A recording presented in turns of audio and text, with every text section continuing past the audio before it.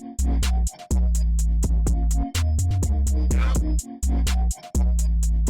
a League of Their Own podcast is brought to you by Smooth My Balls. Are you sick of snagging your nuts or cutting yourself with a generic Bic razor or generic clipper?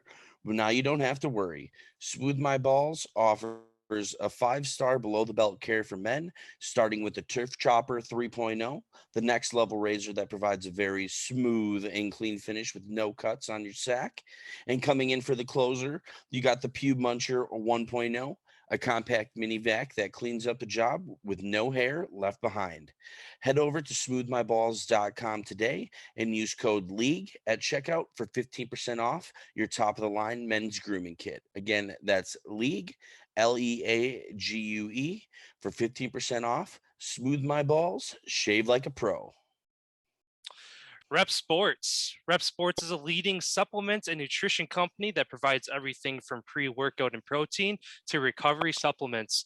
If you're looking for a healthy pick-me-up, Rep also offers Raise Energy, a zero sugar drink that helps with workout and recovery, mental focus as well. Head over to repsports.com today and use code LEAGUE for 15% off your order. That's LEAGUE for 15% off. Golf kicks. Tired of wearing the same old boring golf shoes? Not the most comfortable?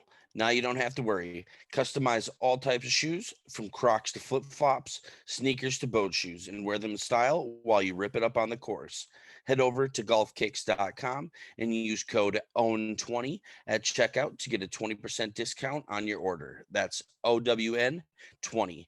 Screw your shoes. Streamer Loot. Want to rep the best up-and-coming sports podcast? Of course you do. Head over to streamerloot.co today and check out our first line of merch. We have t-shirts, sweatshirts, mugs, and stickers. Again, that is streamerloot.co to check out our merch.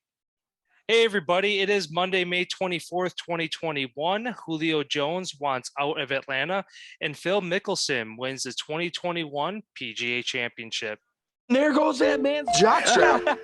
Oh my God, did you see that? America's team? Yeah, right. Oh, baby, it's a big day in sports. There's nothing like battling it out with your teammates all season long to go win a championship. Green Bay's got it this year. Huge move for them. I think it's going to be a game changer. We have a lot to talk about this busy week in the sports world. Welcome to the In a League of Their Own podcast. All right, again, everybody, welcome to the show. It is good to be back. I know we haven't seen you guys since last Thursday, had the big move this weekend, so glad to be back, have everything set up and good to go here. So a lot of stuff to catch up on, some good games and matchups over the weekend, but let's jump over in the NFL. A couple things to highlight over there. Yeah, first thing, biggest news coming out of today is Julio Jones wanting out of Atlanta. It was actually hilarious. I turned on to watch Skip and Shannon this morning, and Skip brought up the point that Julio Jones was wearing a Dallas Cowboys sweatshirt, like a jumpsuit, in the airport. And Shannon goes, I guarantee you he's not going to be on the Cowboys. And Skip goes, I don't know. So Shannon goes, I'm going to pull on my phone and I'm going to call him right now. So he pulls out his phone, calls him, he answers, straight up says, no, I'm not going to be in Dallas, and I want out at Atlanta, and basically how he wants to win. Rumors early have it that the Patriots, Colts, Packers, and the Chiefs are currently all interested at this time. News will come out further as the details get underway, but yeah, it seems like it's hunting season for Julio Jones, and who's going to outbid who to get him. Yeah, I mean, it's kind of been quiet for a while. A couple weeks back, it originally came out of, the Falcons are shopping him, and there's a couple deals that I guess happened over the phone that were offered, but they obviously never took any of them. So it seemed like it was kind of turning into a Russell Wilson situation where maybe they were just flexing that, we might get rid of him, even though they're actually not going to. But now that Julio actually says he wants out, obviously that changes the narrative on that. So, yeah, I mean, obviously wherever he goes, he's going to be a great addition. Patriots seem like the front runner there. The Packers are like somewhat in the conversation, even though I think some sources from the team came out and said that they have no plans to pursue him. But I'm sure if any team in the NFL can get him at the right price, you got to go after him. I forgot the Cardinals as well. DeAndre Hopkins came out publicly and said that he reworked his contract. Yeah, I saw that. Yeah, he ran into somebody at the airport, and a guy asked him, "Would you restructure your contract for Julio?" And he said, "Yeah," and he like put that in a tweet or whatever. So, yeah, everybody wants the guy, and I'm sure there's conversations going on between him and some players on these teams to say, "Hey, obviously, like you said, he wants to go somewhere where he can win." Obviously, Atlanta is kind of still rebuilding right now, and Dallas seems like they're still a year or two out from being a potential Super Bowl contender. So that makes sense that both of those teams aren't really on his radar to go win a Super Bowl. Yeah, I personally think the Packers are the number one landing spot due to the fact that Matt Ryan, who knows how many years he has left. We currently have 4 quarterbacks on the current roster. We can get rid of Jordan Love, and I know originally they were asking for just a first round pick prior to the draft for him. So I really wonder what the asking price for him now currently sits at. Is it still a 1? Is it a 2 and a 3? Is it who knows what it's going to be? And the perfect offer that the Packers could give is one of our quarterbacks, preferably probably in Rodgers' situation, probably Jordan Love, but Love a second round and a third round, or Love a first round and a second round. Dish that out, and we take Julio on. And Rodgers yet has to restructure his deal. Adams still has to restructure his deal. There's a few more other players after the season that could potentially restructure a long-term deal. So we would be able to create the cap for Julio, no problem, with everybody restructuring. So I feel like, I don't know. I really feel like he's going to be coming to Green Bay. I have a feeling that this is kind of like a big deal, especially since jumping right into it, since we brought it up, Aaron Rodgers. He was out there singing karaoke, having a great time this weekend out in Hawaii. Looks like he's living the best life that he's currently living, and he didn't show up today for first day of OTAs. This is the first time in his career he's not been to day one. I don't think this means anything. I feel like they're just giving him the time that he needs to figure it out. He's probably doing the same to Green Bay, saying, "Hey, let's just keep separated for as long as we can until we can work something out, and then we'll come back together and give this thing a run here." So I don't think there's anything to worry about, but June 1 is approaching. That's kind of that line where the Packers save a lot of money. All these other teams save a lot of money if they move guys after. So we'll see what happens here in the next week or so. It's going to be really interesting. I feel like whatever team he goes to is an instant Super Bowl contender. For sure. And yeah, it'd be great to see him go to Green Bay. And obviously, I think if the Packers go out and get Julio, I think that speeds up the process with mending that relationship with Rodgers if they go out and get him. But at the same time, you go and get a guy like Julio, you're going to be taking more money out of Rodgers' pocket. Now, if he's okay with that and he's like, okay, now I can go win a Super Bowl, I'll take less money, kind of like what Brady's doing down in Tampa, that's fine. But if he still wants his big contract, the money he obviously deserves, I don't know if you'll be able to give that to him if you go out and get a top receiver like Julio, and you got Devontae Adams. So you have the 2 best receivers in the entire NFL on your team. You got to pay both of them, and arguably one the best quarterback. So you got some expensive guys. And David Bakhtiari, left tackle. Right after quarterback, left tackle is the next highest paid position. Bakhtiari is the highest rated left tackle. So really, you're going to have probably the 4 most expensive guys in the league all on one team if they go on and get Julio. Obviously, with signing bonuses and structuring these contracts out, yeah, they play for 3 or 4 years, but you structure it out and you pay him for 10 or something. Voidable years, For all voidable that years. jazz. You can obviously make it happen just because, I mean, even right now, the Packers only have like $2 million in cap space. Realistically, they can't afford to sign anybody aside from their rookies, but yet you can go out and make these deals happen with those voidable years and distributing the money in other ways. So yeah, it'd be awesome to see happen. And like I said, if they go to get Julio, I think Rodgers, that whole relationship gets mended quickly if they can go to get a guy like that. Yeah, I feel like everybody would restructure their deal and take a little bit less to get a guy like him in the building, and especially to make that last hurdle for the Super Bowl. I feel like that we're one player away, whether it's the offensive side or a defensive side, a superstar away from getting to the Super Bowl.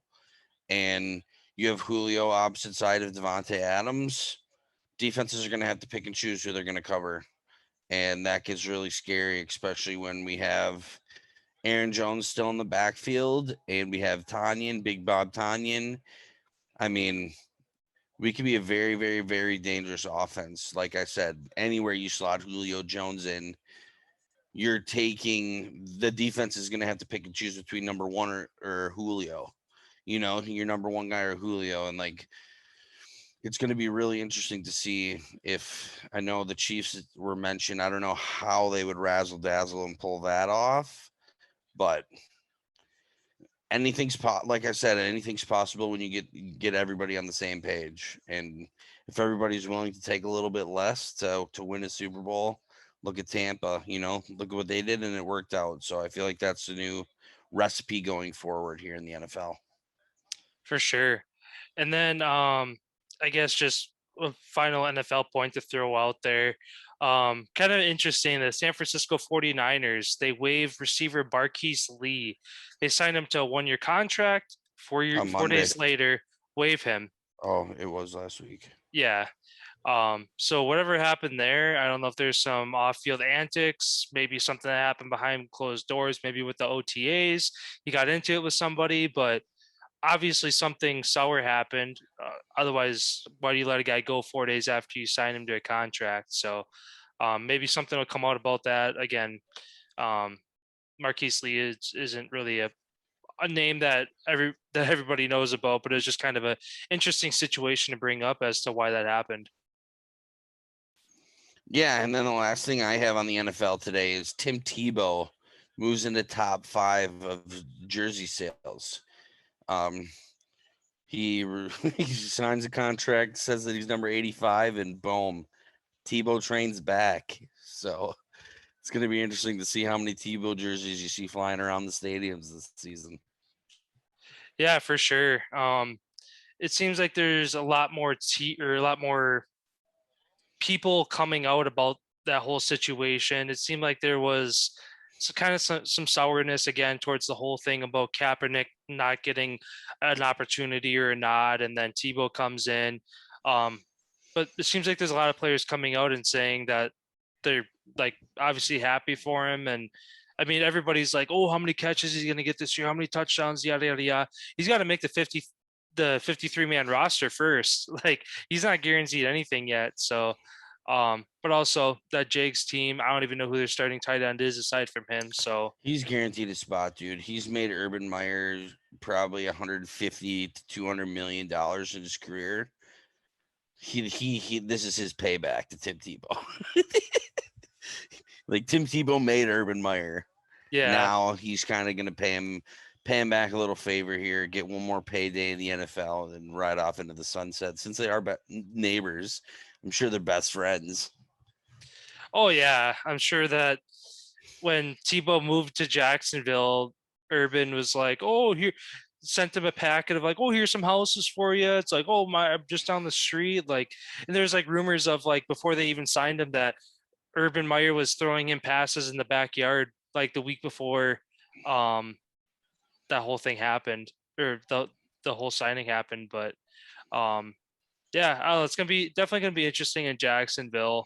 Kind of, they've been an irrelevant team since a couple years back in the AFC Championship against the Patriots. They kind of came out of nowhere, had a good team for a year, and then they fell off the cliff again. So hopefully between Lawrence, Urban Meyer, and Tebow, they kind of get things rolling again. You bring in Trevor Lawrence, the number 1 quarterback, and then you're bringing in the legend of Jacksonville back. It's like it's setting up perfect. Fuck. What? Penn's just lost. Did they? I hope they review this. I hope they challenge this offside, dude. Oh my God, please. What's the series on that one again? Fucking Islanders are up 3-2 going into Long Island now.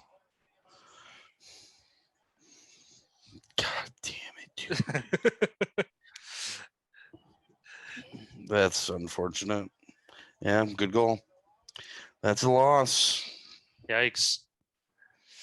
Well, my bracket's already effed with that, with with Winnipeg going up 3-0 and Edmonton. And they're up 2-1. Yeah, I see that. So there goes my bracket because I had Edmonton going all the way. So somebody out there's got to have a good bracket. But dude, you thought the Capitals goalie fucked up the other night? Yari gets it, passes it right to the Islanders guy, and he fucking snipes him. Literally passes it right to him. He lost the game. Oh my Jesus Christ. All right. I can't wait to see how many memes come out about that play. I'm sure there'll be plenty. Did you have any other NFL points? No, that was it for the NFL. All right. Switching over to the NBA here. Again, the playoffs got underway this weekend. I guess just to kind of recap right before the playoffs started, it was crazy to see Golden State lose by a shot to the Lakers, and then they go on to lose to the Grizzlies. So now they're not in the playoffs at all. So I guess sticking with that one point that I jotted down that we can kind of start off with, again, with Golden State's season over, biggest headline kind of for the NBA offseason is going to be Steph Curry with his contract being up this year. Both sides are very optimistic that a deal is going to get done. The GM, Meyer, came out and said that both sides seem happy and that something's going to happen there. He is eligible for the max contract extension of $215 million for 4 years. So that put him through the 2025 season. I mean, obviously it seems like it's the way it's going to go. But do you think he should stay and obviously keep his legacy in Golden State? Obviously with Thompson coming back next year, they can easily make a run at it. Or do you think that he should even consider going to another team? He shouldn't even consider going to another team. He's made the Golden State Warriors who the Golden State Warriors are. And I feel like he would tarnish his own legacy if he were to leave. Like everything that he's done and everything that he said / is all for Oakland. He's in for Oakland. I feel like he's the cornerstone face of the franchise. He has been since day one. He will be till the day he retires. I don't think he's gonna move. Yeah, no, I agree with that. I know there's been I feels LeBron. It might have been LeBron kind of hinting at like them two teaming up, and even from like the All-Star game a couple months back, those two were hitting it off, and like they've obviously never been teammates. So it's like, oh, imagine those two on the same team together. But yeah, I agree with everything you said there. I think that there's no reason for him to leave. It's not like the team completely fell apart. If Thompson were to come out and say and like retire, if like he can't get back to 100%, or if another offseason injury happens, I mean, obviously that would deter him to, or maybe make him rethink about going elsewhere. But even still, if Thompson doesn't come back healthy for next year, I think he still stays no matter what. Because like you said, he's kind of built that team into what it is by himself. Yes, Draymond Green is there as well, and they went out and got James Wiseman from the draft last year, who looks like he's going to be a stud in the next couple of years as well. But yeah, I guess just to finish that point, it makes sense for him to stay in Golden State and ride out into the sunset there. Yeah, for sure. One thing I have about the NBA, my Suns, who I picked to win it all, upset the Lakers, and I don't even know why people are calling it an upset when they're the number 2 seed. So that's why I just said it that way. But yeah, they upset them in game 1, and look like they're gonna fucking sweep the Lakers. Yeah, I know that. Kind of when I jotted notes down on that, Suns quiet the haters in game 1. Again, I mean, obviously, yeah, you have LeBron, you got AD in LA, but I don't know. They're coming together too late.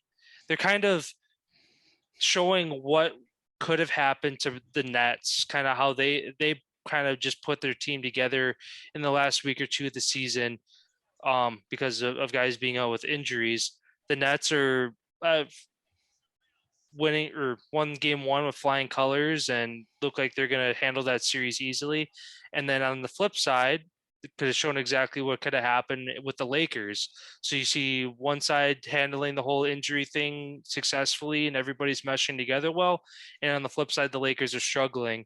And again, playing a really good Suns team. You got DeAndre Ayton, Devin Booker, Chris Paul.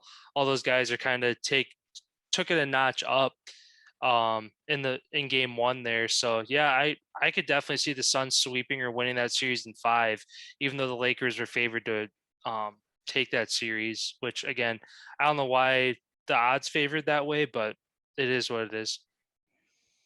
Yeah. And then another thing that I have as well, talking about the odds, Memphis Grizzlies take down the Jazz in game one.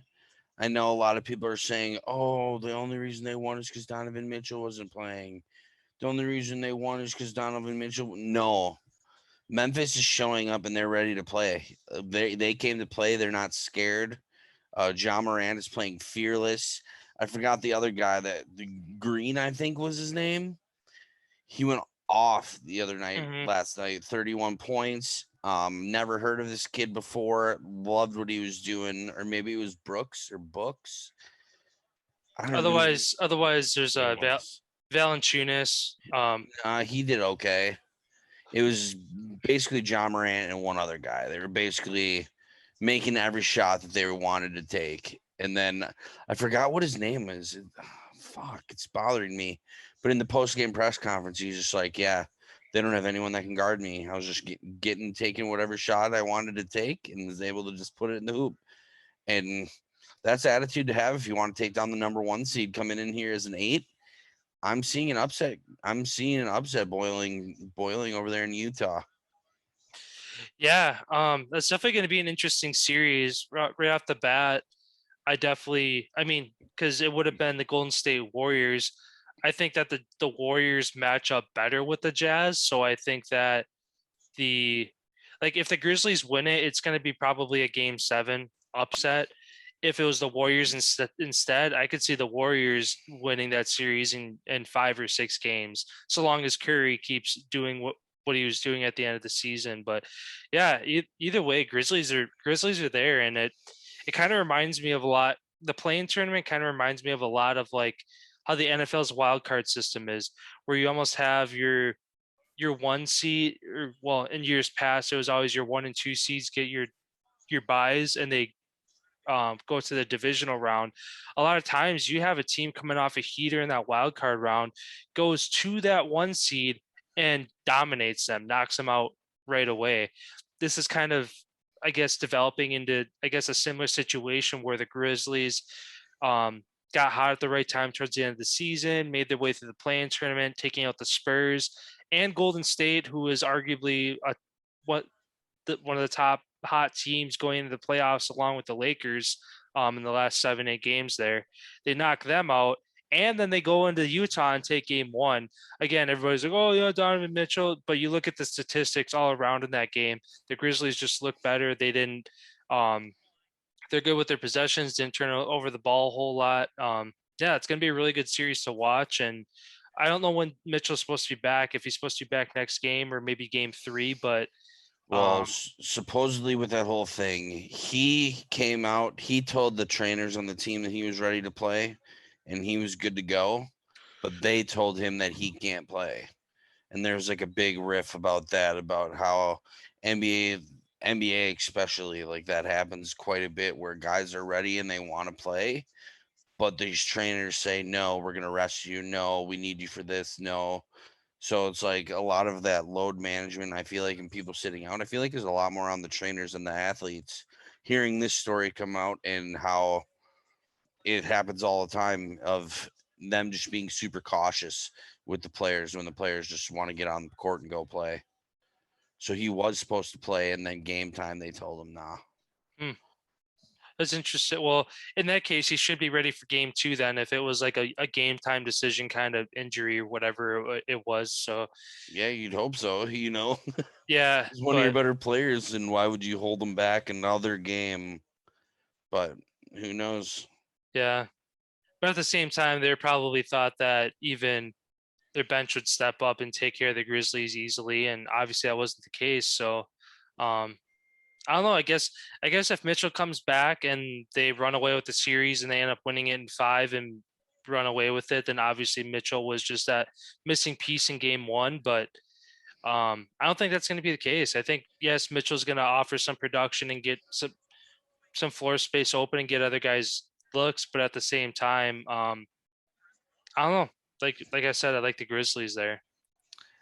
Yeah, and then Bucks, they close out their second game tonight, winning by 34 points. So looks like they took care of business. I watched that. It was dominant. Like you texted me, game's over already. Like early into the Halfway game. through the first, they put up almost 50 in the first quarter. They had Bryn Forbes had 14 in the first quarter, went 4 for 4 from 3-point range at halftime. I think they had like 18 threes and 8 different guys contributed on all those threes. So yeah, the 3-pointers were aplenty in that game.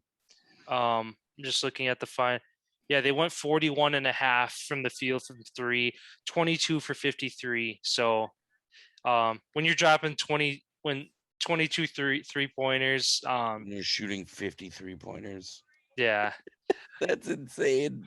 The Bucks also 90% from the free throw line, Yep. which is good. Giannis obviously missed a couple there, but looked good otherwise.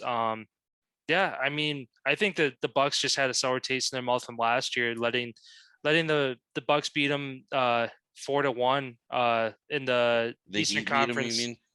Yeah, the Heat beat them in the East or the semifinals last year down in the bubble, which is funny because the Heat are pretty much the exact same team. Yes, they're without Oladipo, so he would maybe obviously bring a little extra juice to that team and extra production. But Bucks go out and get Drew Holiday, and that was just kind of that missing piece. He's kind of took over that floor general position whenever Giannis isn't bringing the ball up the court. All NBA defensive team pretty much every year at the guard position. So, and Budenholzer, every time he talks about him, he's like, he just fit Milwaukee like a glove. And I couldn't agree with that more. So, yeah, and the other game going on tonight, Nuggets Trailblazers. Looks like the Nuggets are up 8 right now in the first. Blazers took game 1 in that. And then another game, just a quick mention, Trae Young hit a dagger game Ice 1 tray. against the Knicks in New York too. So that was awesome to see. Afterwards, he was talking about, he's like, they're giving me FU chance. He's like, and that's what I wanted. He's like, I love hearing those. So obviously Trae Young's a young stud in the league, kind of opens up that 3-point game, kind of tailoring his game after Curry. So that should be a good series as well. Obviously, great that the Knicks made it to the playoffs, but I'm sure nobody wants to just be satisfied with making the playoffs and make a first round exit. But I'm sure the Knicks will bounce back in game 2. I mean, it was a one-shot game again with Trae Young having the dagger with less than I think it was like a second left on the clock or 0.7 left on the clock or whatever when that happened. So yeah, a lot of great series going on over in the NBA. Again, Bucks took a 2-0 lead tonight. The Nets will probably take a 2-0 lead tomorrow as well, but the rest of them are pretty back and forth. A lot of lower seeded teams stealing game 1s, or in the Suns' case, being the underdog team taking game 1, even though they are at home. So seems like there's going to be a lot of probably game 6, game 7 series in the first round, which will be good for the Bucks to kind of stay, get some rest before they go into the second round. But if I remember correctly, I think they play the Nets next round right away. So if they both end up sweeping, they're both going to jump into it right away. So, but yeah, obviously they got to get to that point first. But Yeah, it's going to be interesting to see. This is the best NBA playoffs I've ever watched in my life. I feel like that COVID time off and whatever, even though in the NBA they didn't really have that much time off, but still the shortened season, the 10 games, that's still enough to give you that extra energy. And you're seeing it out on the court. The games are super intense. Guys are flying around out there. It's a lot of fun. Really cool to watch. And then my last point on basketball, it has a trickle down effect from the like to the NBA, but high school basketball powerhouses, um, they're to start their own league going forward, starting next school season.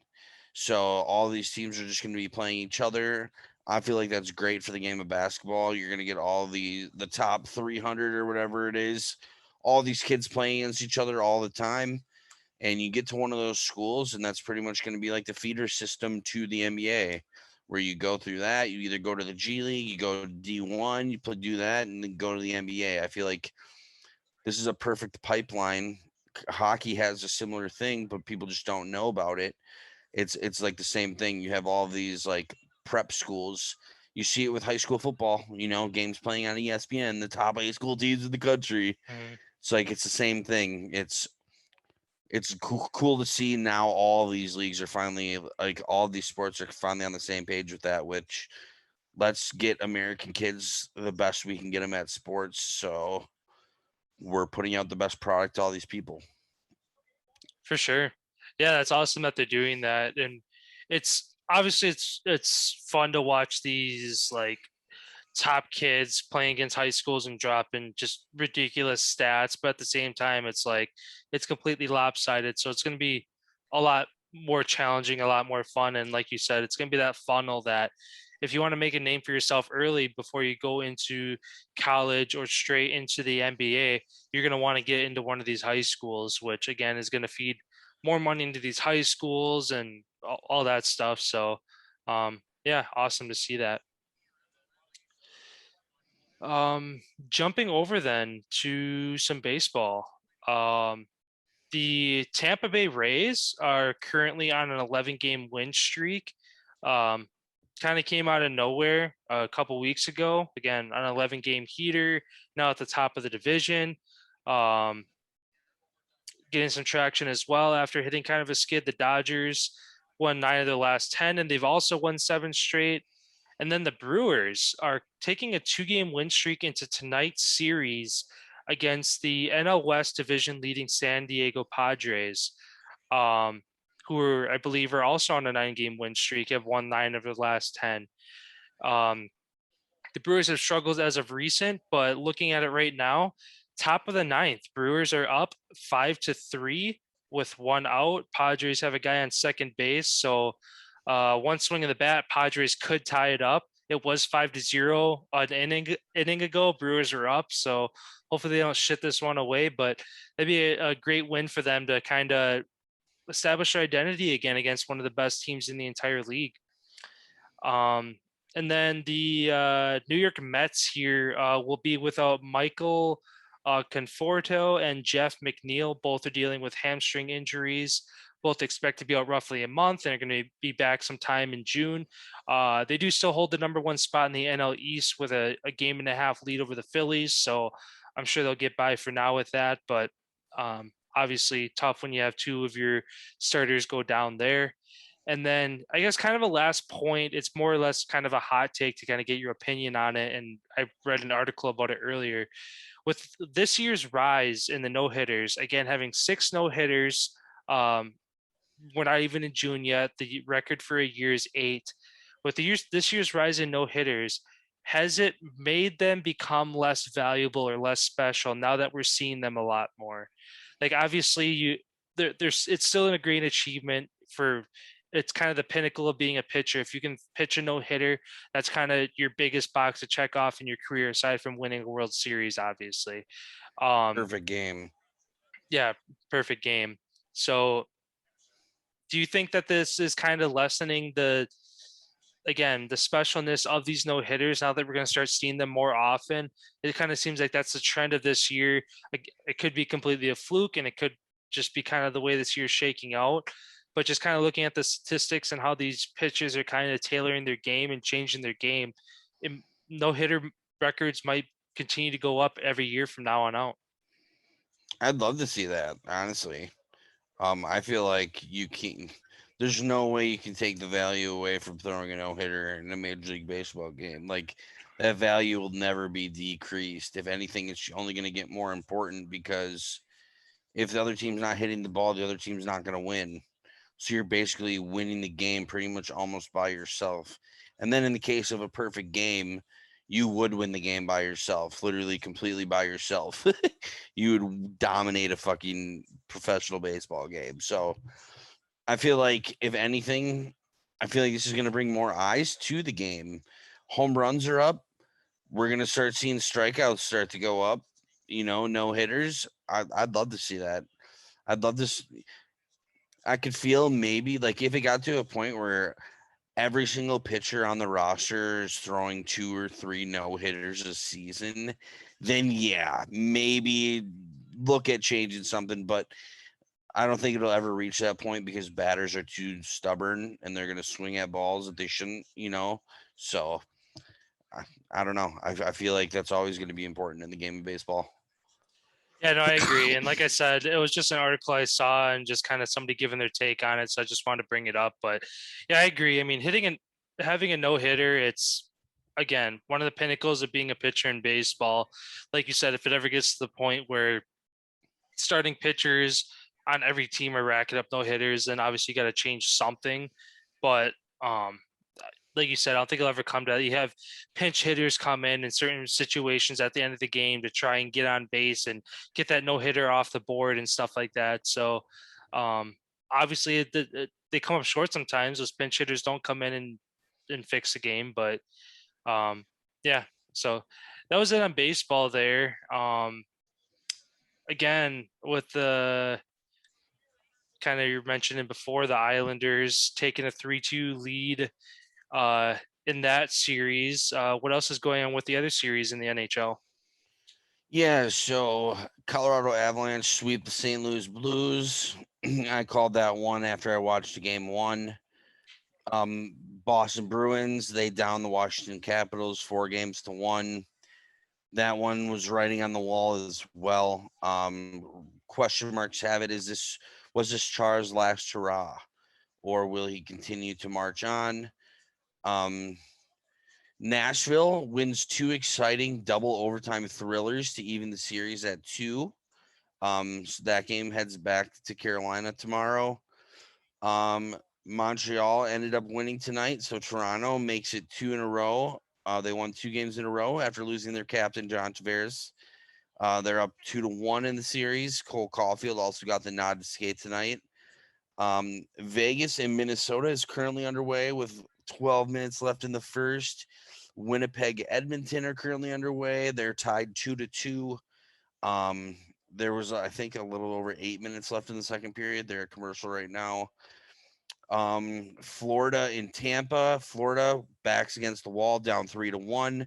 They start rookie goaltender Spencer Knight, makes his first playoff appearance. He ends up winning the game. They won 4-1, forcing a game 6 into Tampa. I feel Florida has got all momentum right now in the series. Huge victory tonight. You have all the momentum right now. If you keep your foot on the gas, you can battle back and force a game 7 and win. If you let your foot off the gas, you're in an all out, you can't lose. So you're going to be taking the chances. You're going to be skating balls to the walls, hoping that you can make it through. And I feel like it's going to go 7 for whatever reason. I feel like they're going to have the magic to force it into game 7, and it's going to be an awesome one to watch. Oh, Vegas, Mark Stone, he just scored 1-0 Vegas. But yeah, Edmonton last night down 2-0 in the series. They were up 4-1 in the game. McDavid and Draisaitl 3 points apiece.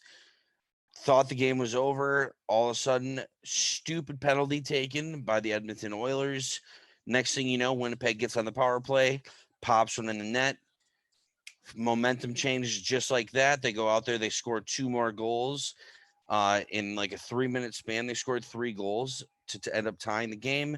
Scored on a face-off in, I believe that was the second overtime, I think it was, or it was late in the first one. I don't exactly remember. I've watched so many hockey games that are starting to blend together. All these overtime games are starting to blend together because some of them are getting long now. Yeah. Yeah, and then so they're down 3-0 playing right now. Like I said, 2-2, 8 minutes left in the second period. Edmonton loses. They are done. Yeah, I kind of forgot how sneaky good Winnipeg was. And yeah, this is going to be very interesting. Oh, fuck yeah, Minnesota Wild just tie it right back up. Kirill Kaprizov, the rookie out of Russia, who's going to win Rookie of the Year this season in the NHL. He just nets one. So 1-1. This game is going to be an absolute battle tonight. Minnesota currently with their backs against the wall as well, down 3-1 against Vegas. It's win or go home. I feel like they have what it takes to steal a game here on the road, steal another one at home, and force a game 7 back in Vegas. Obviously, tonight they're going to have to make it count. They one shot, 1 goal so far against Fleury. Maybe he's got an off game. That's the only reason why Vegas is winning this series. And also a big thing in this series for the people who haven't watched, Minnesota has been up by 2 goals, going to be up 3 goals his last 2 games. A goal's been waved off by the refs. And the next thing you know, Vegas scores 4 and 5 unanswered goals straight in a row and just turns the game on a hairpin. So we're gonna kind of get to see what they're all made of if Fleury's not standing on his head. So that's gonna be interesting. And then yeah, like when I was rattled before, Penguins lose 2-1 in overtime. Yari makes a dumbass play. He passed it right to the Islanders team coming in the zone.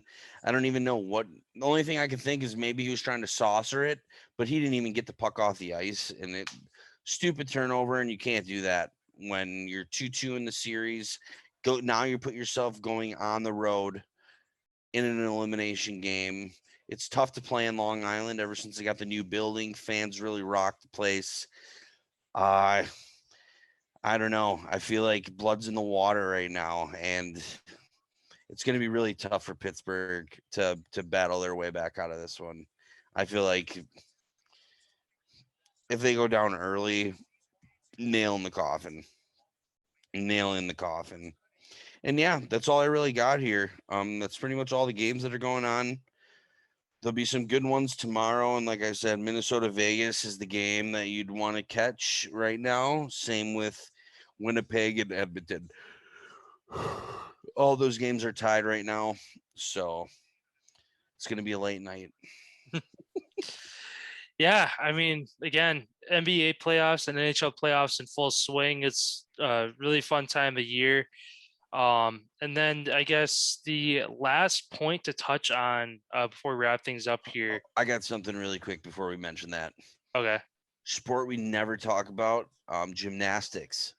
Simone Biles lands the first ever double Rodchenko on the whatever it's called, where you do the full sprint, you jump and you put your hands off the thing. Oh, springboard. It might be. It's like a thing. They You run it. jump, It's got like hands it's got like off the little thing. pad. You gotta. Yeah, and then you go through the air. Okay. But she did that in 3 full backflips, dude. Jeez. Yeah, it's just watching it. It's just like, how can a person spin like that? But her little tiny body like that, and she's probably jacked. So she's just flying through the air. It was really impressive to watch. It's like, holy shit. Yeah. Obviously, she's been kind of the face of U.S. gymnastics for a couple of years now. So. What was it? The Fab Five? What they called? Oh them? yeah. Yep. And then it was the something 6. Yeah. But what is that? Just like the trials or whatever for the Olympics? No, this was like the World Classic. This was a big tournament. Okay. Yeah, that's awesome though. And then just the last point, yesterday, Mr. Phil Mickelson at 50 years old becomes the oldest player to win a major. The 2021 PGA Championship. So great round to watch. He kind of came out of nowhere, closed at 20 plus 25,000 odds. So anybody who put money down on him, congratulations on your payday. Yeah, that was great to see Phil again, a lefty, arguably the best lefty to ever play the game, and he got it done yesterday. Yeah, it was awesome to watch. He was talking about weeks building up to this and how he's completely taking a different approach to life, almost of just staying in the present, not getting in your head, not thinking about anything else. That's one of the main reasons why he put his younger brother on the bag carrying his clubs, was to just keep him talking, keep him in the present, like currently what he's doing while he's walking hole to hole, shot to shot. It was awesome to watch. I watched every single round. It was very incredible to see the work that he really put in on a very difficult course. The wind was blowing probably like 18 miles an hour. I want to say it was every single day, 16 to like 20 every single day, changing directions every single day, going out there fighting through. There were two people who really did have a shot. Oh my God, Minnesota Wild just score again, 2-1. Zach Parise. Let's go. 2 shots, 2 goals now. Uh-oh, Vegas. But yeah, Phil Brooks, he had a shot. Kind of looked like his knee was bothering him a little bit. After the second round, you could tell some of his swings weren't as clean. Obviously, he pushed through and did what he could, shooting down the back. He caught fire too little too late and was just maybe 4 holes a little too late making a charge. Louis Oosthuizen, also who's ahead, barely missed his eagle chip out of the rough. That would have forced a playoff. That would have been incredible to see as well. Yeah, awesome moment. Brought you back to Tiger walking up to the 18th green with everybody marching behind him, except for this time, Brooks Koepka potentially was injured in all those people. Trying to get up to the green, yeah. Yeah, rumor has it that somebody stepped on his foot when he was trying to like pick up his foot and he fucked up his knee again. Same one that he just had surgery on and just rehabbed and got all better. So I wonder what the PGA is going to do going forward with that type of stuff, because even Phil, a guy jumped right on his back. Yeah, after right he hit in that front of the approach cops, shot. Yeah. right in front of the cops. And it's just like, dude, you could have just pulled a muscle in this dude's back, made him 4-putt and lose. Like, you could have injured the guy. Yeah. But yeah, unbelievable. Golf, I feel like, is in full swing right now in America, on the rise of people going out, buying a set of clubs, watching it on television, just getting out to the driving range. I feel like a lot more eyes and a lot more people are getting involved in the game, and I love to see it, being an avid golfer and a golf fan. Yeah, kind of going back to the point with the guy jumping on Phil. Golf is one of those sports where if you're a fan of the sport, it's one of the few ones where you can get in arm's reach of your favorite golfer. But it's also concerning because these are professional athletes that a bystander could ruin their career or completely hinder their chance of winning that day. Well, that's what I mean. If you have the guy who's in second place pay some random spectator to come out and fucking sucker punch, you know what I mean? Something crazy could happen like that, and who's at fault? That's the PGA. Like, I've never. That's the first time I've ever seen spectators allowed to get that close to them. Usually they keep them like 10 yards back, and usually they got a rope around the last screen to keep them back or whatever. Well, and even when they're walking up, usually they close it. Like, once the guys get off the fairway and they get up to the green, they kind of close, like they open up the ropes, because every single hole is roped off on the sides and you got to stay outside the ropes. And that's as close as you can get. They can walk up to you and high five you, and they walk like right by you outside the ropes. But then that last hole on a Sunday, I've been to one. Whistling Straits. Actually, I've been there Sunday, and they opened up the thing, and the people are able to walk in, but there was like a line of security guards, probably 10 yards behind the golfers walking up to keep the people back. But yeah, you can walk up to the. It's unbelievable though. Like Phil Mickelson, oldest to win a major. He's won 3 of 4. Hasn't won the British Open yet. That's his last one to check off. This was his 122nd major event. He's now, by winning this tournament, he's got exemptions to all the majors for the next 5 years. So yeah, right up until he's hits that age to where he can be golfing the seniors tour full time.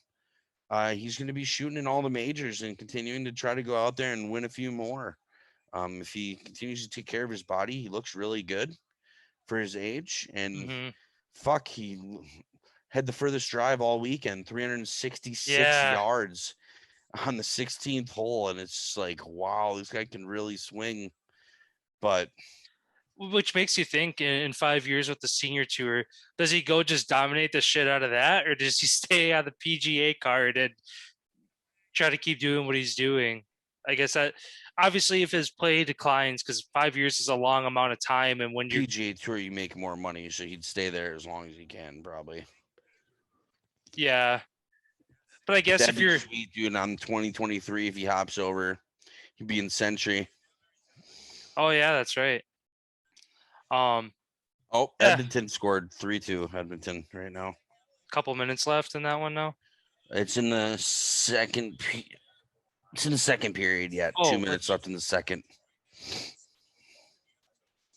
Oh, okay. Never mind. For some reason I was thinking that game was almost over, but yeah, I mean, a lot of stuff happened over the weekend. Again, we'll pretty much have stuff to dive into every single day. Again, with NHL games going on, NBA playoffs going on, and like you said at the beginning of the episode, June 1 is approaching. You're going to see a lot of guys shifting around the league. Probably Julio next week then, but we'll find a landing spot. Richard Sherman, again, another big free agent that might land somewhere. So yeah, looking forward to that. And again, these playoffs are going to be fun to watch for the next couple weeks and into June. Yeah, it's going to be great. Everybody keep your eyes peeled here. We might throw out some, you never know, if we're feeling up to it. We might drop a little contest on you guys for some merch, for some other stuff here. So keep your eyes open. Don't forget to like, follow, subscribe to our pages, Instagram, Facebook, TikTok, YouTube. You can also find us Apple Podcast, Google Podcast, Spotify, anywhere that Anchor is connected to. Yeah, we appreciate you guys stopping in here. We've switched our time here to do kind of like a little late night ramble jamble right before late night Sports Center, kind of giving a rundown of everything, maybe talk a little bit about the games that are going on here. But yeah, this is going to be the new time. Stay tuned and catch the live show every night. Otherwise, episode drops in the morning. I think we're doing 7 a.m. drop time. So everybody keep an eye out and say hi to Goose right there in the background. I thought I closed my door. Whatever. He's our mascot. Yeah, kind of going again off the support. We hit 100 subscribers on our YouTube channel. So thanks to everybody who is becoming a part of the community. Again, it's kind of growing rapidly over the last couple of weeks here. Again, with just the subscribers, the Instagram hitting 1,000 on that just a week ago, all that kind of stuff. It's fun to hit those milestones. Again, having merch, getting these sponsors and stuff. So, again, all you day ones that have kind of been with us from the beginning, you get to see us grow. And a couple years down the road when we're going to be famous, I don't know, maybe not, probably not that soon, but if it does happen, you guys can say, oh, I've listened to their first episodes since day one, yada, yada, yada. So yeah, again, thanks everybody for, what happened now? Minnesota Wild 3-1. Wow. They won it tonight. 3 goals on 3 shots. Oh, Flower. You had to wonder when his wheels were gonna fall off, dude. He's been standing on his fucking head so many games, dude, and it's about time that. Yeah, dude, Minnesota wants it, man. Minnesota wants it, and it looks like Edmonton wants it too. They've been buzzing around the ice tonight. Not gonna lie, they've been skating very well. So, hell yeah. And that's funny. I was talking to Spencer earlier today. And I was like, so how is it over in Minnesota? Everybody like rooting for the Wild? He goes, fuck no. I was like, why not? He's like, because they're going to lose to Vegas. It's like Vegas is their kryptonite. It's like every single time the Wild has lost to Vegas in the playoffs, in the postseason when Vegas ended up going to the finals in their first year. But yeah, great games. Both ways around. McDavid scored again tonight. Great goal if you didn't get a chance to see that. So, yeah, we will see you guys tomorrow. sounds good. We'll be back tomorrow night.